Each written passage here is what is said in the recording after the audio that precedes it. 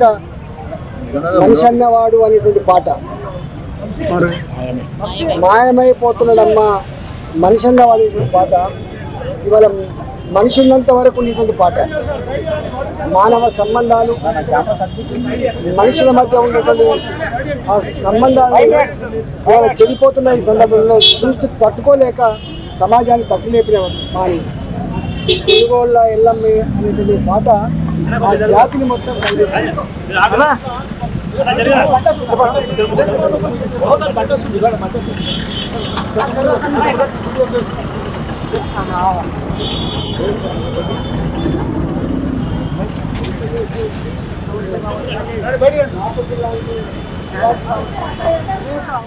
Sir Andasri అనగానే first గుర్తొచ్చేది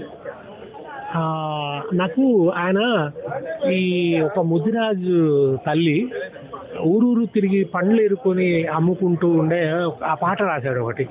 తల మీద చుట్టా బట్ట ఆ పైన పండ్ల తట్ట పండ్లు పండ్లు ఎమ్మంటూ పళ్ళంతా తిరుగుకుంటా బాధట్లా కూసుండని బతుకెల్ల తీసుకున్న తెనుగొల్ల ఎల్లవ్వ ఏది మా పల్లెలల్లా కండల్లా కానారాదేమి.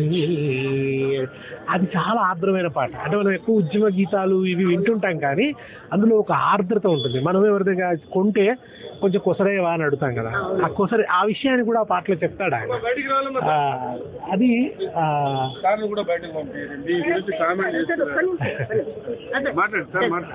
అది అట్లా ఒక ఆ పాట చాలా అద్భుతంగా ఉంటుంది. ఆ తర్వాత ఆయన నాకు ఆయన జానపద పాటలు రాస్తూ పరిచయం. ఎప్పుడు 99 హైదరాబాద్ సిద్దిపేటకు వచ్చే దారి మీద పాట రాశాడు. అల్లి బిల్లి అంగూర తోట, అప్పుడు అన్ని అంగూర తోటలు ఉండే కదా. నేను అడుకుంటా పోయే పల్లె బాట గా పాటెంట పాడుకుంటూ పల్లె పాట నేను చిన్నంగా చేరాలి సిద్దిపేట అని రాశాడు.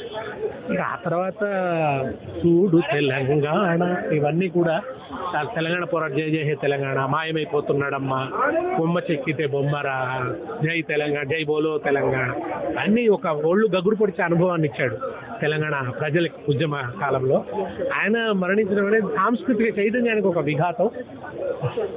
ఆయన పేరున ఒక జానపద అకాడమీని పెట్టి ఈ జానపద కళల పరిరక్షణ, సాహిత్య పరిరక్షణ ఇది జరగాలి. కూడలే ఎక్కడన్నా ఆయన విగ్రహం పెట్టాలి. అంతో పాటు పాశం యాదగిరి సార్ ఉన్నారు, ఒకసారి మాట్లాడే ప్రయత్నం చేద్దాం. సార్